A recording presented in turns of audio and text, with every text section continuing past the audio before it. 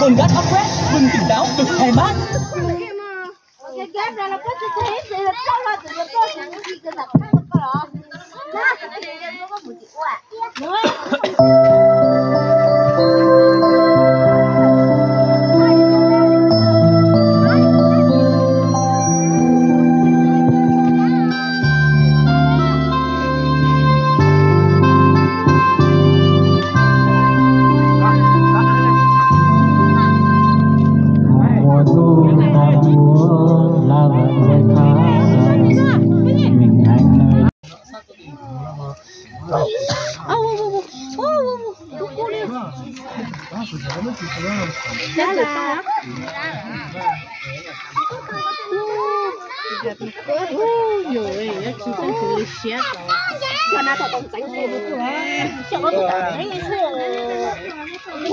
Nó tụi nó bong đây à?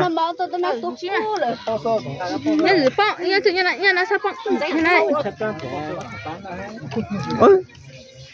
Sao tụi mình tụi con nó mình được cưới Bảo tụi can đi, bảo tụi can gì nhang? Đó là sao quá? Nên bảo tụi can này.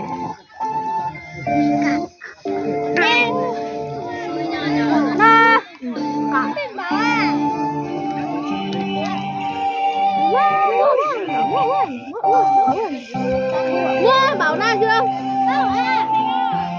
Mình còn đang dương ạ. Dương, con ạ.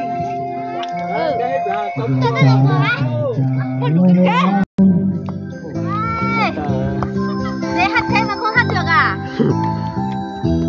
Nhưng mà tí sai mới hát được. Tôi cắt được rồi. Ý là không uống được bia. Bây giờ đi bia không hát được, tí bảo sai rượu không hát được à?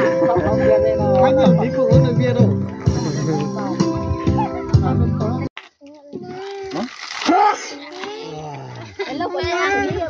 Nó tụi nó mà không hát được nè.